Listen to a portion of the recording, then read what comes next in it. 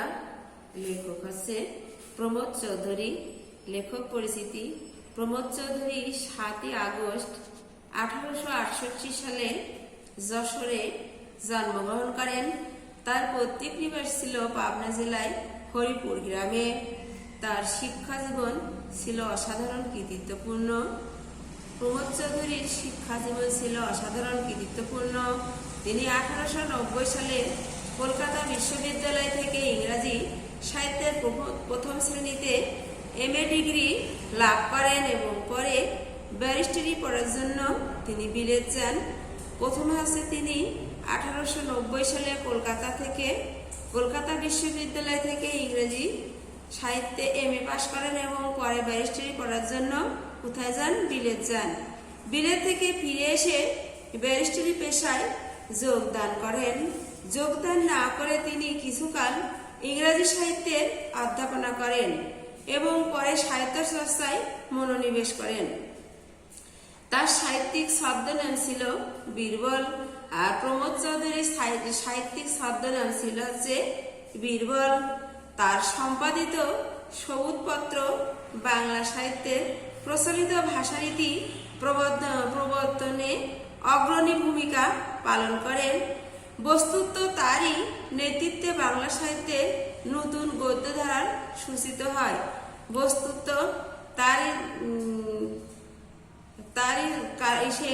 বাংলা সাহিত্যের গদ্যধারার সূচিত হয়। তার উল্লেখযোগ্য গ্রন্থ বীরবলের হালখাতা, রায়তের কথা, চারিয়ারির কথা, আহুতি, প্রবন্ধ সংগ্রহ, নীল লোহিত, সনেট ৫০, পদাচরণ ইত্যাদি। প্রমোদ চৌধুরী ২রা সেপ্টেম্বর 1946 সালে কলকাতায় পরলোক গমন করেন। তাহলে প্রমোদ চৌধুরী 7ই আগস্ট 1868 সালে যশোরে জন্মগ্রহণ করেন এবং মারা যায় 1946 সালে কলকাতায় ২রা সেপ্টেম্বর তিনি পরলোক গমন করেন। প্রিয় শিক্ষার্থীরা, বই পড়াটা কি? বই পড়া শখটা মানুষের সর্বশ্রেষ্ঠ শখ হলেও আমি কাউকে শখ হিসেবে বই পড়তে পরামর্শ দিতে চাই না। প্রথমত, সে পরামর্শ কেউ গ্রাহ্য করবে না, কেননা আমরা জাত হিসেবে শৌখিন নই। দ্বিতীয়ত, অনেকে তা কুসংস্কার, কুপরামর্শ মনে করবেন, কেননা আমাদের এখন ঠিক শখ করবার সময় নয়। আমাদের এই রোগ শোক দুঃখ দারিদ্রের দেশে সুন্দর জীবন ধারণ করাই যখন হয়েছে প্রধান সমস্যা, তখন সেই জীবনকেই সুন্দর করা, মহৎ করার প্রস্তাব অনেকের কাছে নিরর্থক এবং নির্মম বলেই ঠেকবে। আমরা সাহিত্যের রস উপভোগ করতে প্রস্তুত নই। আর আমরা কি সাহিত্যের রস উপভোগ করতে প্রস্তুত নই, কিন্তু শিক্ষার ফল লাভের জন্য আমরা সকলেই উদ্যহ। আমাদের বিশ্বাস, শিক্ষা আমাদের গায়ের জ্বালা এবং চোখের জল দুই দূর করবে। আর আমাদের বিশ্বাস কি? শিক্ষার গায়ের জ্বালা এবং চোখের জল দুই দূর করবে। এ আশা বস্তুত দুরাশা, কিন্তু তাহলেও আমরা তা ত্যাগ করতে পারি না, কেননা আমাদের উদ্ধারের জন্য কোনো সদুপায় আমরা চোখের সম্মুখে দেখতে পাই না। শিক্ষার মহাত্মে আমিও বিশ্বাস করি এবং যিনি যাই বলুন, সাহিত্য চর্চার যে শিক্ষা সর্ব প্রধান অঙ্গ, সে বিষয়ে কোনো সন্দেহ নেই। লোকে যে তা দরকার নেই, যে এই কারণে ডেমোক্রেসি সাহিত্যের সার্থকতা বোঝে না, বোঝে শুধু অর্থেরই সার্থকতা। বুঝে সকলেই হতে চায় বড় মানুষ। একটি বিশিষ্ট অভিজাত সভ্যতার উত্তরাধিকারী হলেও ইংরেজি সভ্যতার সংস্পর্শে এসে আমরা ডেমোক্রেসির গুণগুলো আয়ত্ত করতে না পেরে তার দোষগুলো আত্মসাৎ করছি। এর কারণও সুস্পষ্ট, ব্যাধি সংক্রামক, স্বাস্থ্য নয়। আমাদের শিক্ষিত সমাজের লোলুপ দৃষ্টি আজ অর্থের উপরই পড়ে রয়েছে। আর আমাদের শিক্ষিত সমাজের লোলুপ দৃষ্টি কার উপর পড়ে রয়েছে? অর্থের উপরই পড়ে রয়েছে। সাহিত্য চর্চার সুফল সম্বন্ধে অনেকেই সন্দিহান। যারা খানার রিপোর্ট কেনেন তারা একখানা কাব্যগ্রন্থ কিনতে প্রস্তুত নন, কেননা তাতে ব্যবসার কোনো সুপ্রসার নেই। নজির না আওড়ালে, কবিতা আবৃত্তি করলে মামলা যে হারতে হবে তা সে জানে না কথা, কিন্তু যে কথা জজে শোনে না তার কোনো মূল্য নেই। এইটাই হচ্ছে পেশাদারদের মহাভ্রান্তি। জ্ঞানের ভাণ্ডার যে ধনের ভাণ্ডার নয় এ সত্য তো প্রত্যক্ষ, আর জ্ঞানের ভাণ্ডার যে ধনের ভাণ্ডার নয় এ কথা আসলেই সত্য প্রত্যক্ষ। কিন্তু সমান প্রত্যক্ষ না হলেও সমান সত্য বড় নয়। যে জাতি জ্ঞানেও বড় নয়, কেননা ধনের দৃষ্টি যেমন জ্ঞান সাপেক্ষ তেমনি জ্ঞানের দৃষ্টিও মন সাপেক্ষ। এবং মানুষের মনকে সরস সচল এবং সরাগ ও সমৃদ্ধ করার ভার আজকের দিনের সাহিত্যের উপরও ন্যস্ত রয়েছে। কেননা মানুষের দর্শন, বিজ্ঞান, ধর্মনীতি, অনুরাগ, বিরাগ, আশা, নৈরাশ্য, তার অন্তরের সত্য ও স্বপ্ন, এ সকলেই সমবায়ে সাহিত্যের জন্ম। আপনার স্বাস্থ্যের ভিতর যা আছে সেসব হচ্ছে মানুষের মনের ভগ্নাংশ, আর সাহিত্যের ভিতর যা আছে সেটা হচ্ছে মানুষের ভিতরের ভাঙা কিছু অংশ। তার কোনো মনটার সাক্ষাৎ পাওয়া যায় শুধু সাহিত্যের। দর্শন, বিজ্ঞান ইত্যাদি হচ্ছে তার মন গড়ার তোলার জল।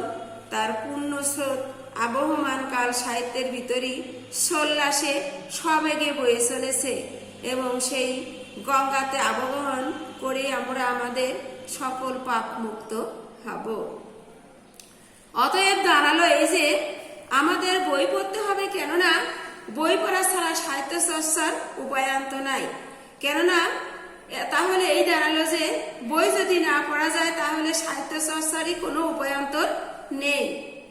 ধর্মের চর্চা চাই কি মন্দিরের বাইরে করা চলে, দর্শনের চর্চায় গুহায়, নীতির চর্চা ঘরে এবং বিজ্ঞানের চর্চা জাদুঘরে। কিন্তু সাহিত্যের চর্চার জন্য চাই লাইব্রেরি ও চর্চা মানুষের কারখানাতেও করতে পারে না, চিড়িয়াখানাতেও নয়। এসব কথা যদি সত্য হয় তাহলে আমাদের মানতেই হবে যে সাহিত্যের মধ্যে আমাদের জাত মানুষ হবে। সেই জন্য আমরা যত বেশি লাইব্রেরি প্রতিষ্ঠা করব দেশে তত বেশি উপকার হবে। আমাদের মনে হয় এ দেশে লাইব্রেরির সার্থকতা হাসপাতালের চাইতে কিছু কম নয়, আর আমাদের মনে হয় যে লাইব্রেরির সার্থকতা হাসপাতালের চাইতে কিন্তু কম নয়, এবং স্কুল কলেজের চাইতেও একটু বেশি। এ কথা শুনে অনেকে চমকে উঠবেন, কেউ কেউ আবার হেসেও উঠবেন। কিন্তু আমি জানি আমি রসিকতাও করছি নে, অদ্ভুত কথাও বলছি নে, যদিও এ বিষয়ে লোকমত যে আমার মতের সমরেখায় চলে না সে বিষয়ে আমি সম্পূর্ণ সচেতন। অতএব আমার কথা আমি কৈফিয়ত দিতে বাধ্য, কারণ নিজের কথা এখানে বলা আছে যে আমার কথা আমি কৈফিয়ত দিতে বাধ্য, কিন্তু অন্যের কথা কি কৈফিয়ত দেওয়া যায় না। আমার বক্তব্য আমি আপনাদের কাছে নিবেদন করছি, তার সত্য মিথ্যার বিচার করবেন হচ্ছে আপনারা। সে বিচারে আমার কথা যদি না ঠেকে তাহলে রসিকতা হিসেবেই গ্রাহ্য করবেন। আমার বিশ্বাস শিক্ষা কেউ মানুষকে দিতে পারে না, আর শিক্ষা হচ্ছে মানুষকে কেউ দিতে পারে না, এটা হচ্ছে নিজে নিজেই অর্জন করতে হয়। সুশিক্ষিত লোক মাত্রই স্বশিক্ষিত। আজকের বাজারে বিদ্যাদাতার অভাব নেই, আর আজকের বাজারে কার অভাব নেই? বিদ্যাদাতার অভাব নেই, এমনকি এক্ষেত্রে দাতাকন্যেরও অভাব নেই। এবং আমরা আমাদের ছেলেদের তাদের দ্বারস্থ করে নিশ্চিন্ত থাকি এই বিশ্বাসে যে সেখান থেকে তারা এতটা বিদ্যাধন লাভ করে ফিরে আসবে যার স্বাদে তার বাকি জীবন আরামে কাটিয়ে দিতে পারবে। কিন্তু এ বিশ্বাস নিতান্ত অমূলক। মনোরাজ্যের দান গ্রহণ সাপেক্ষ, অথচ আমরা দাতার মুখ চেয়ে গ্রহিতার কথাটা একেবারেই ভুলে যাই। এ সত্য ভুলে না গেলে আমরা বুঝতাম যে শিক্ষকের সার্থকতা শিক্ষাদান করায় নয়, কিন্তু ছাত্রকে তা অর্জন করতে সক্ষম করায়।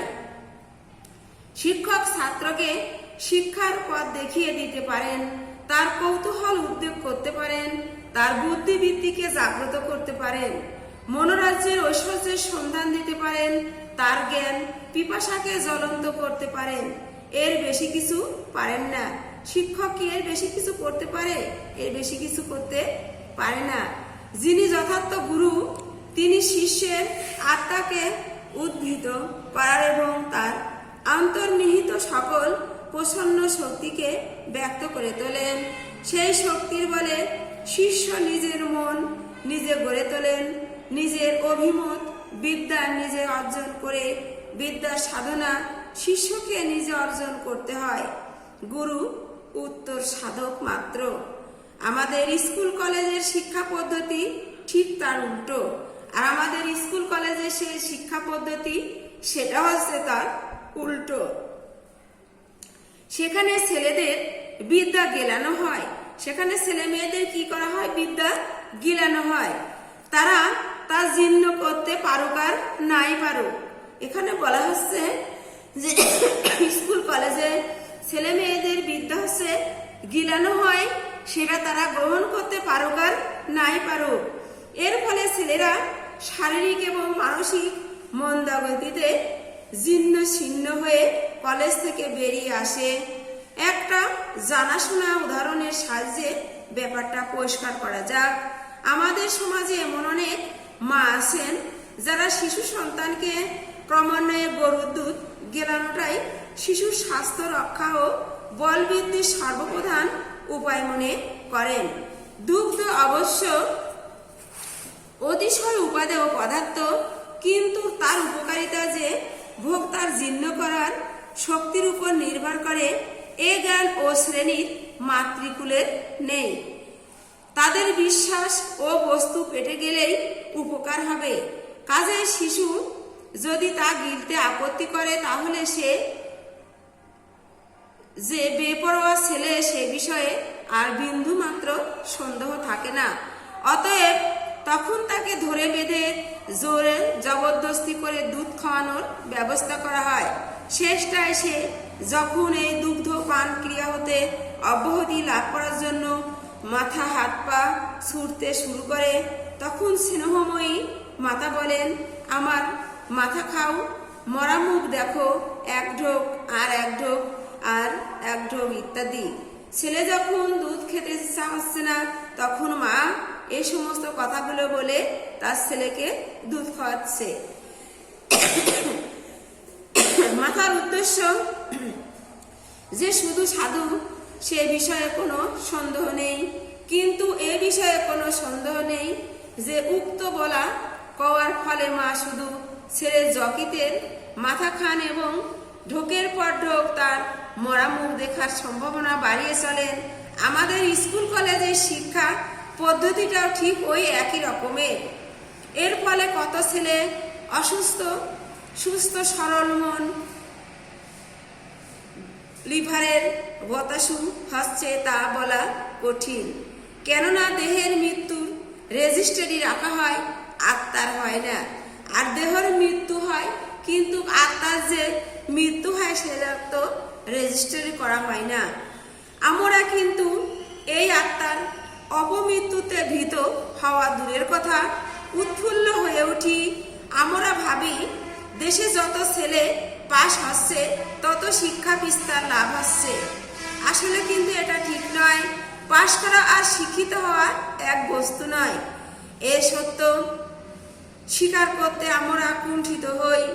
শিক্ষা শাস্ত্রের একজন জগৎ বিখ্যাত ফরাসি শাস্ত্রী বলেছেন যে এক সময়ে ফরাসি দেশে যে শিক্ষা পদ্ধতি এতই বেয়ারা ছিল যে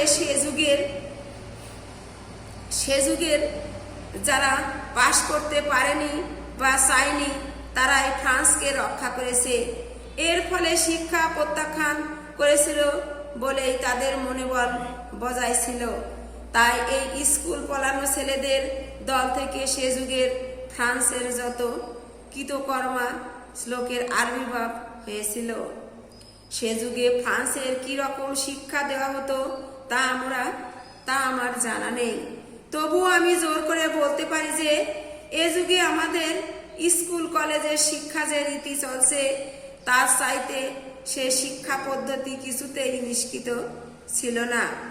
সকলেই জানে যে বিদ্যালয়ে মাস্টার মহাশয়রা নোট দেন এবং সেই নোট মুখস্থ করে তারা হয় পাস। এর জুড়ি আর একটি ব্যাপারও আমাদের দেশে দেখা যায়। দেশে একদল বাজিকর আছে যারা বন্দুকের গুলি থেকে আরম্ভ করে উত্তরোত্তর কামানের গুলি পর্যন্ত গলাদ্ধকরণ করে।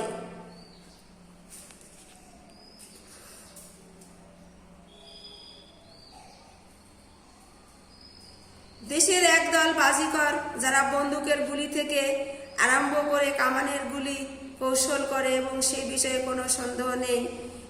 কিন্তু এ গেলা আর সে গেলানো দর্শকের কাছে একেবারে হতাশ হলেও বাজিকরের কাছে তা প্রাণান্তকর ব্যাপার ও কারসাজি করা ছাড়া তার পক্ষে কষ্টসাধ্য। আমাদের ছেলেরা তেমনি নোট নামক গুরুদত্ত নানা আকারের ও নানা প্রকারের গোলাগুলো বিদ্যালয়ে গলাদ্ধকরণ করে পরীক্ষার বা উদরপূর্তি করে দেয়। এই জন্য সমাজ বাহবা দেয়। ঠিক প্রিয় শিক্ষার্থীরা, আজকে আমি আমার পড়া এখানেই শেষ করছি। পরবর্তীতে বাকি অংশ শেষ করব। আজকের মতো এখানেই সমাপ্তি।